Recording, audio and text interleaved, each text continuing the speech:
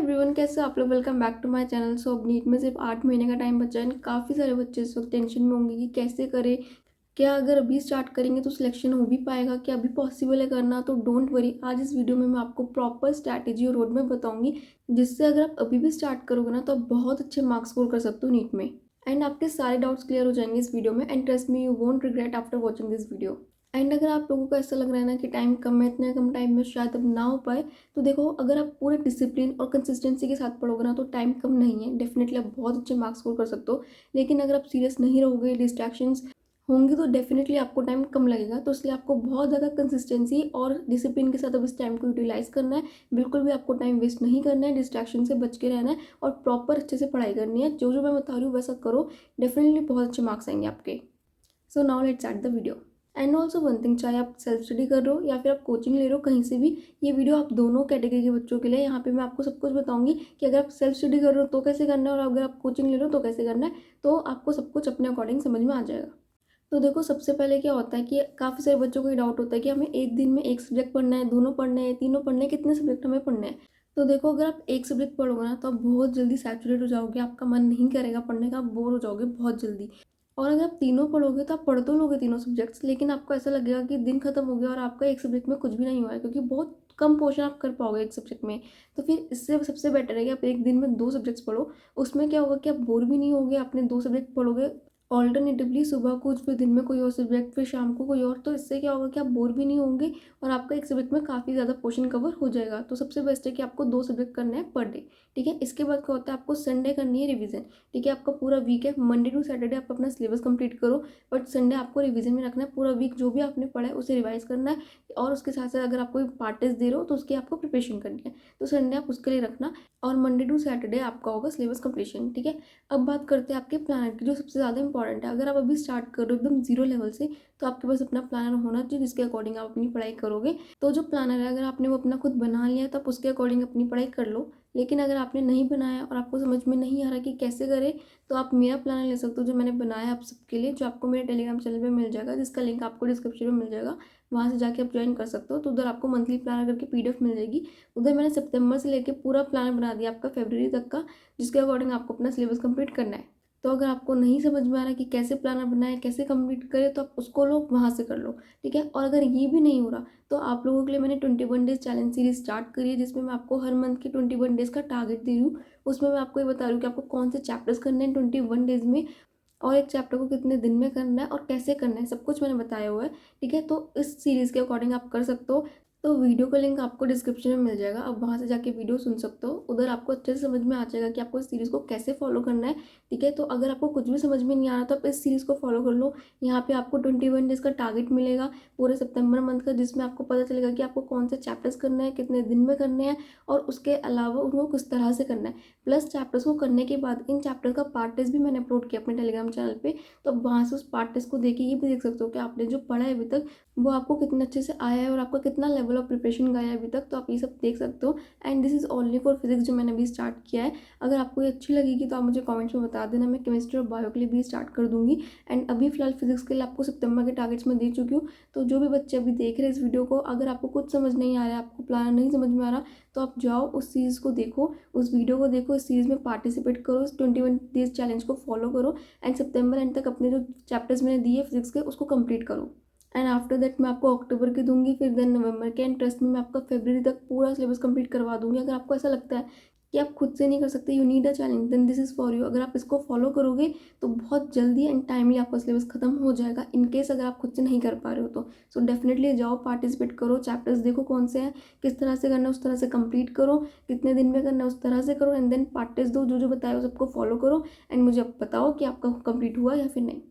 Now let's move to lectures. तो अब आप कहीं से भी, जहाँ से भी कोचिंग ले रहे हो, वहाँ के लेक्चर्स आपको देखने उन चैप्टर्स के। एंड इनकेस अगर आप सेल्फ स्टडी कर रहे हो और आपको नहीं पता कि आप कहाँ के लेक्चर्स देखो, आपके पास कोई सोर्स नहीं है, तो आप यूट्यूब से लेक्चर्स देख सकते हो। मैंने भी यूट्यूब के लेक्चर्स देखे थे, क्योंकि मैंने भी सेल्फ स्टडी करी थी। तो मैं बता देती हूँ कौन कौन से लेक्चर्स ज़्यादा बेटर रहेंगे देखने के लिए।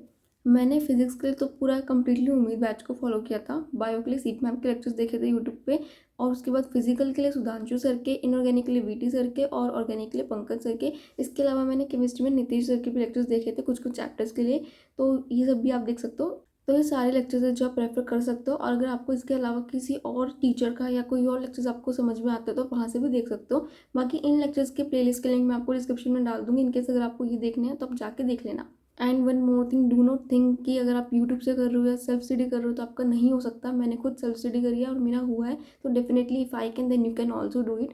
सो बस यहाँ ये फ़र्क है थोड़ा सा कि अगर आप सेल्फ स्टडी कर रहे हो तो आपको थोड़ी सी खुद की साइड से मेहनत एक्स्ट्रा करनी पड़ती है, तो वो अगर आप कर लेते हो तो डेफिनेटली आप कर सकते हो। और क्या करनी है, कैसे करनी है, वो भी मैं आपको बताऊँगी। नेक्स्ट थिंग आपकी आती है फॉर्मूला शीट्स वगैरह। तो अगर आप लेक्चर देख रहे हो तो आपको साथ साथ फिजिक्स के लिए फॉर्मूला शीट्स बनानी है, and same for physical chemistry. इसके अलावा आपको ऑर्गेनिक के लिए रिएक्शन शीट्स और इनऑर्गेनिक के लिए एक्सेप्शन शीट्स। तो ये आपको ऐसे नहीं बनानी कि लेक्चर हो गया, सब कुछ हो गया, चैप्टर खत्म होने के बाद बनाएंगे, ऐसे नहीं करना। ये आपको स्टार्टिंग में बनानी है। जब आप लेक्चर ले रहे हो ना, तो साथ में एक पेपर लेकर बैठोगे, जैसी कोई फॉर्मूला है उधर नोट डाउन करते रहना है, ऐसी फॉर ऑर्गेनिक कोई भी रिएक्शन है तो उधर लिखते रहना है। और आपके लेक्चर के एंड तक आपकी वो जो शीट है वो अपडेट होती जानी चाहिए, ठीक है। और वो शीट आपकी कंप्लीट होनी चाहिए by the end of the chapter. जैसे आपका चैप्टर खत्म हुआ, आपने सारे लेक्चर्स ले लिए, वैसे आपकी फॉर्मूला शीट भी बन जानी चाहिए। ये सब बनाना बहुत ज़्यादा इंपॉर्टेंट है, सो डोंट थिंक कि इसे स्किप करके आपका हो जाएगा, ऐसा नहीं होगा। अगर आप बनाओगे तो आपको काफ़ी हेल्प मिलेगी इससे, ठीक है। आपके क्विक रिवीजन में बहुत हेल्प करेंगे। जब आपको एक दिन पहले सब कुछ रिवाइज करना होगा तो बहुत हेल्प मिलेगी। प्लस इससे आपको फॉर्मूलाज वगैरह याद करने में भी बहुत आसानी होती है, ठीक है। आप डेली रिवाइज कर सकते हो। डेली अगर आप सोने से पहले 10-15 मिनट फॉर्मूलाज या रिएक्शन देख लोगे तो चीज़ें आपको बहुत जल्दी याद हो जाएगी। अगर आप ऐसा सोचो कि आप बुक से देखोगे तो नहीं मिलेंगे फॉर्मूला सारे, बहुत टाइम लग जाएगा। एक तरफ लिखे होंगे तो फटाफट से 10-15 मिनट डेली रिवाइज कर सकते हो। तो ये आपके रिवीजन में, याद करने में बहुत हेल्प करेगी। तो सब बच्चों को अपनी खुद की बनानी है। देन बात आती है आपके नोट्स की। So for chemistry and bio आपको डेफिनेटली एनसीईआरटी पढ़नी है, ठीक है। बहुत ज़्यादा इंपॉर्टेंट है। बायो के लिए तो आपको भी पता है, आपको रेगुलरली बार बार सिर्फ एनसीईआरटी को ही पढ़ना है। और एनसीईआरटी को आपको एक एक लाइन देखनी है, ठीक है। जो भी इंट्रो में लिखा है, समरी में लिखा है, उसके पिक्चर्स, उनके नीचे की इलस्ट्रेशंस, जो भी डायग्राम्स है, आपको एक एक चीज़ देखनी है। बायो के लिए तो आप कुछ भी स्किप नहीं कर सकते हो। एंड फिर केमिस्ट्री ऑल्सो आपको सब कुछ देखना है। बट केमिस्ट्री में आप एक बार जब रीड कर रहे हो ना, तो साथ साथ आप हाईलाइट कर सकते हो पॉइंट जो आपको लगे कि थ्योरेटिकल है और वो आपसे क्वेश्चन की वे में पूछे जा सकते हैं। तो आप उन्हें हाईलाइट कर लो ताकि नेक्स्ट टाइम से आपसे वो हाईलाइटेड पॉइंट्स पढ़ो। तो ये कर सकते हो। But for physics you can skip reading of NCERT. उसकी जगह आप नोट्स पढ़ सकते हो, बैच के नोट्स पढ़ सकते हो, ठीक है। या फिर आप मेडिसी भी पढ़ सकते हो। मेडिसी बुक भी बहुत अच्छी है, वहाँ पे बहुत अच्छे से एनसीईआरटी लिखी हुई है नोट्स के फॉर्म में। एंड अगर आपके पास है तो आप पढ़ सकते हो, नहीं है तो आपको मेरे टेलीग्राम चैनल पे मिल जाएगी, आप वहाँ से ले लो, वहाँ से पढ़ लो, ठीक है। तो वो भी नोट्स का एक बहुत अच्छा ऑल्टरनेटिव है। इसके बाद आपको करनी है क्वेश्चन प्रैक्टिस, जो कि बहुत ज़्यादा इंपॉर्टेंट है। डेली आपको मिनिमम 50 क्वेश्चन तो पर सब्जेक्ट करने ही करने हैं। इतनी क्वेश्चन प्रैक्टिस अगर आप डेली करोगे तब भी आप एक बहुत अच्छी स्कोर और रैंक तक जा सकते हो। तो इतनी आपको करनी ही है। तो जहाँ से भी कोचिंग ले रहे हो वहाँ से कर लो। उधर आपको डीपीपी मॉड्यूल जो मिला है वहाँ से कर लो। इनकेस अगर सेल्फ स्टडी कर रहे हो, कुछ भी नहीं मिला हुआ, तो फिर आप मेरे टेलीग्राम चैनल से बुक लिख सकते हो। वहाँ पे आपको मिल जाएगी PW एनसीईआरटी पंच बुक की PDF, वहाँ से कर लो। वो भी बहुत अच्छी बुक है। वहाँ पे आपको डिफरेंट टाइप के क्वेश्चन मिलेंगे, ठीक है। नीट लेवल के मिलेंगे, हर टॉपिक से क्वेश्चन मिलेंगे। तो वहाँ से कर सकते हो, वहाँ से आपकी प्रिपरेशन हो जाएगी। काफ़ी सारे क्वेश्चन है उधर भी। ऑल्सो एक और चीज़ मैं बताना चाहती हूँ कि क्योंकि अभी नीट 2025 का पेपर इतना हार्ड आया था, तो काफ़ी सारे बच्चे भी सोच रहे होंगे कि हमें बहुत हाई लेवल की प्रिपरेशन करनी है। ऑफ कोर्स करनी है, बट इसका मतलब ये नहीं है कि आप अपनी बेसिक प्रिपरेशन को स्किप कर दो, ठीक है। ऐसा तो नहीं करोगे ना कि बायो में अगर आपके 2-3 क्वेश्चन आउट ऑफ एनसीईआरटी आ गए तो उसके चक्कर में आप पहले मॉड्यूल्स पढ़ोगे फिर बाद में एनसीईआरटी करोगे। ये गलती तो नहीं करनी ना। ऑफ कोर्स पहले एनसीईआरटी करोगे, बार बार एनसीईआरटी करोगे, उसे अच्छे से याद करोगे, और फिर जो एक्स्ट्रा अगर आपको लगे इंपॉर्टेंट है तो फिर वो देखोगे। तो ये सीक्वेंस आपको नहीं भूलनी है। Same for physics. फिजिक्स में काफ़ी क्वेश्चंस हार्ड थे, तो उसका मतलब ये नहीं कि आप सीधा जी लेवल की प्रिपरेशन स्टार्ट कर दोगे। पहले तो नीट लेवल की करोगे ना, और फिजिक्स में तो नीट लेवल की ही बहुत मुश्किल से होती है, वही रुला देती है, वही नहीं होती है। तो फिर एकदम जी के लिए तो नहीं करोगे ना। तो पहले आपको बेसिक क्वेश्चंस करने हैं, मॉडरेट करने हैं, फिर थोड़े नीट लेवल के लिए हाई क्वेश्चंस करने हैं, फिर आप जाओ जी पे। तो इस सिक्वेंस में करोगे तभी होगा। The purpose of telling this is, ऐसा मत करना कि अगर आप अभी अपनी प्रिपरेशन स्टार्ट कर रहे हो, आपने पहला चैप्टर उठाया फिजिक्स का, ठीक है, और उसके लिए आपने सारे क्वेश्चंस कर लिए, नीट के भी, जे की भी, और काफ़ी ज़्यादा टाइम उसमें लगा दिया। और अगर पहले एक चैप्टर का किया, फिर ऐसे दूसरे का करने लग गए, फिर ऐसे तीसरे का करने लग गए, और जो चैप्टर्स एंड में करोगे उनके लिए टाइम ही नहीं बचा कि उनका आप नीट लेवल भी तैयारी कर पाओ, ठीक है। टाइम की शॉर्टेज हो गई। तो ये गलती मत करना। फर्स्ट ऑफ ऑल सारे चैप्टर्स को आपको इक्वली नीट लेवल के लिए प्रिपेयर करना है, और फिर उसके बाद आपको जो चैप्टर्स हाई वेटेज लगे, ठीक है, या आपको लगे कि यार ये थोड़े वीक है मेरे, उन पे आप एक्स्ट्रा ध्यान दो। तो इस तरह से चलो। अगर अभी आप कुछ चैप्टर्स पे बहुत एक्सेस ध्यान दोगे और बाद में कुछ चैप्टर पे बेसिक जितना आपको देना चाहिए उतना भी नहीं दे पाओगे, तो फिर आपका इम्बैलेंस हो जाएगा, जो कि नहीं होना चाहिए। अगर आप नीट लेवल के क्वेश्चन भी बहुत अच्छे से कर लेते हो ना, सारे सिलेबस के, सारे चैप्टर्स के, तो भी आप नीट को बहुत अच्छे मार्क्स से क्रैक कर सकते हो, ठीक है। बट पहले वो करो और फिर उसके बाद जेई पे जाओ। कुछ जेई पे करने के लिए, बहुत हाई लेवल करने के लिए, या फिर वो क्वेश्चन जो आपको नहीं हो रहा उस पर बहुत टाइम लगा रहे हो, ठीक है, इन सब के चक्कर में अपने आगे की प्रिपरेशन खराब मत करना। And now comes the next thing, जितने भी बच्चे सेल्फ स्टडी कर रहे हैं आपको तो मैं जो बता रही हूँ वो करना ही करना है। प्लस जो बच्चे कोचिंग ले रहे हैं आपको भी अगर टाइम मिले तो डेफिनेटली इस चीज़ को करना। नाउ आपको करनी है 7 क्वेश्चन सीरीज बाय तमन्ना मैम। ये सीरीज़ आपको फ्री ऑफ कॉस्ट यूट्यूब पे मिल जाएगी, जिसका लिंक आपको डिस्क्रिप्शन में मिल जाएगा, वहाँ से जाके आप देख सकते हो। तो इस सीरीज़ में क्या है, मैम ने आपको डिफरेंट डिफरेंट बुक्स के इंपॉर्टेंट नीट लेवल के क्वेश्चन करवा रखे हैं, पहले topic wise, then chapter wise, then unit wise, and then full marks के वे में। तो यहाँ से आपके बहुत सारे क्वेश्चन कवर हो जाएंगे, बहुत सारे इंपॉर्टेंट क्वेश्चन जो डिफरेंट बुक्स के हैं वो कवर हो जाएंगे। इससे क्या होगा, जो कमी आपकी रह गई थी ना कि आपने यूट्यूब का लेक्चर लिया है, वन शॉट लिया है, तो वहाँ पे आपको ऐसा लगा कि यार एक टॉपिक के ऊपर ज़्यादा क्वेश्चन सॉल्व नहीं करवाए, जिसकी वजह से आपके जो क्वेश्चन को लेकर अप्रोच थी वो समझ नहीं हुई, आपको एप्लीकेशन समझ नहीं आई, आपको ये समझ नहीं आया कि क्वेश्चन सामने तो कैसे सॉल्व करना है। आपको कॉन्सेप्ट तो क्लियर हो गया, आपको ये समझ में आ गया कि वो थ्योरी क्या कहती है, उसमें क्या लिखा है, बट अगर क्वेश्चन सामने है तो आपसे क्वेश्चन सॉल्व नहीं हो रहा, आपको अप्रोच क्लियर नहीं है, आपको नहीं समझ में आ रहा, ब्लैंक आउट हो रहे हो।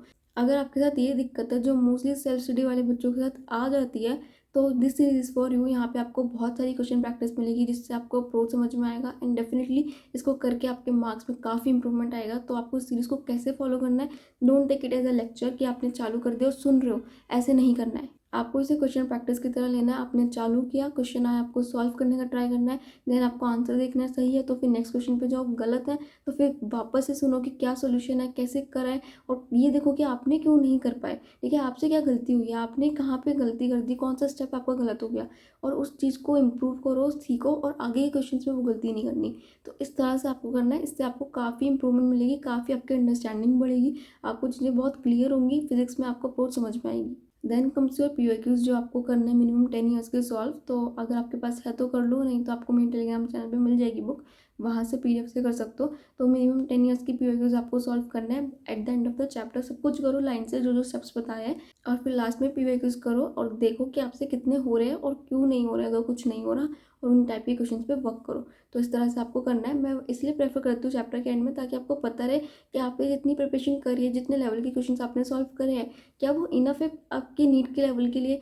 आप पीओक्यूज करोगे जो कि नीट में ही आए हुए क्वेश्चन है, तो आपको पता रहेगा कि अगर आपसे हो रहे हैं तो आपको लगेगा कि यार नीट ईजी है, मैंने उस लेवल की पढ़ाई कर ली, मैं कर सकता हूँ, आपको एक कॉन्फिडेंस मिलेगा। लेकिन अगर आपसे नहीं हुए तो आपको डीमोटिवेट नहीं होना, आपको देखना है कि आपसे किस टाइप के क्वेश्चन नहीं हो रहे और आप कहाँ लैग कर रहे हो, और आपको उन टाइप के क्वेश्चन पे वर्क करना है और उसे इम्प्रूव करना है फिर। And this is how you need to complete your chapter, ठीक है। तो ये सब करके आपका चैप्टर कंप्लीट होगा। इसी तरह से आपको सारे चैप्टर को अप्रोच करना है, उसे ख़त्म करना है टाइमली, जितने टाइम का आपको मिला है। अगर आप 21 डेज चैलेंज ले रहे हो या फिर अगर आप प्लानर बना रहे हो, आपने जो भी अलॉट किया है तो उस हिसाब से आपको करना है। एंड इसके बाद आपकी दो चीज़ें रहती है, which is your mock test and revision. तो रिवीजन कैसे करनी है उसके ऊपर मैं डिटेल में एक वीडियो बना दूंगी, बट अभी मैं आपको यहाँ पे शॉर्ट में बता देती हूँ कि आपको रिवीजन कैसे करनी है।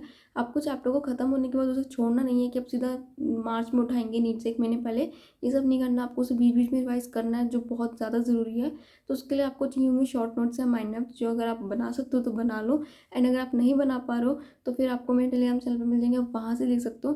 तो वो चाहिए आपको, ताकि चैप्टर आप फटाफट से रिवाइज कर लो, और इसके अलावा आप अपनी फॉर्मुला शीट्स वगैरह भी यूज़ कर सकते हो रिविजन में।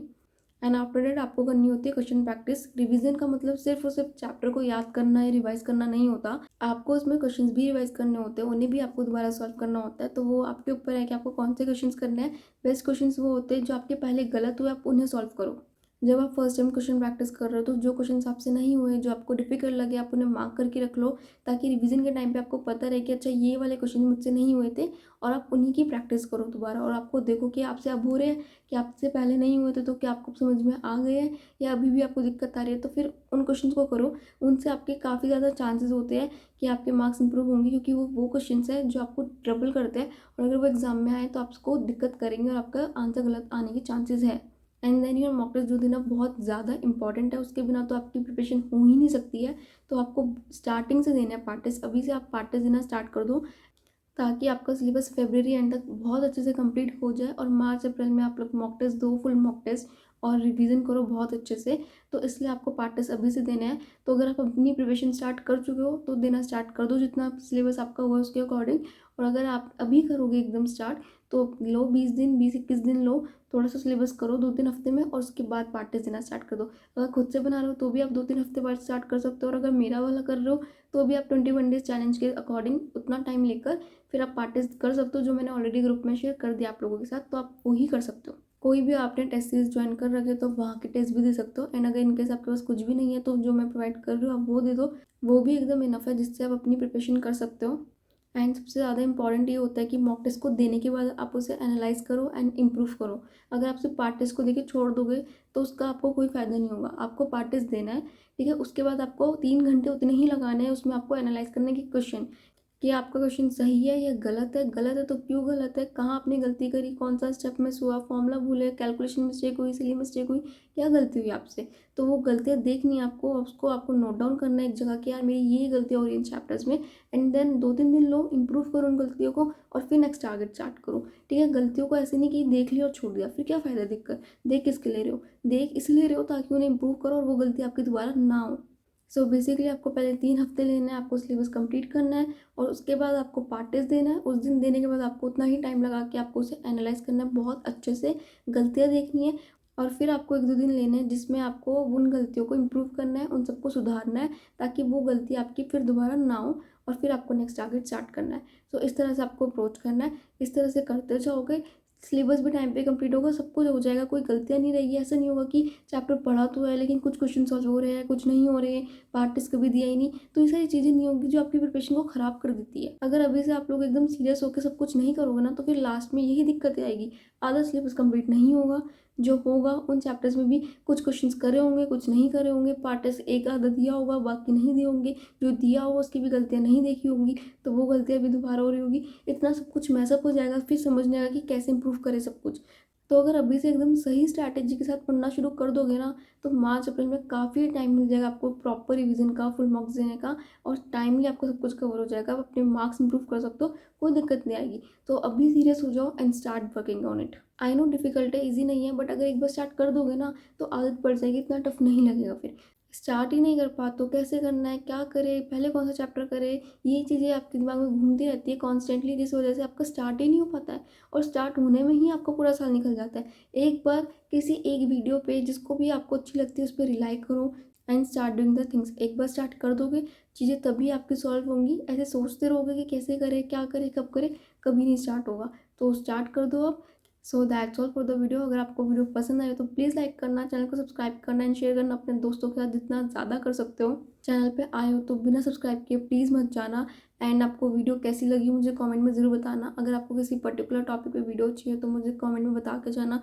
If you want 21 days challenge for bio और केमिस्ट्री और एनी अदर वीडियो तो मुझे बताना। एंड अगर आपका कोई भी डाउट हो तो आप मुझे बता सकते हो। टेलीग्राम चैनल ज्वाइन करना मत भूलना, उसका लिंक आपको डिस्क्रिप्शन में मिल जाएगा। तो अभी जाओ फटाफट से ज्वाइन करो, वहाँ पे बहुत सारा मटेरियल है आप लोगों के लिए जो आपकी काफ़ी हेल्प करेगा। सो जाओ, take the maximum benefit of it, join करो, पढ़ाई करो। Thank you so much guys for watching my video. All the best guys for NEET preparation.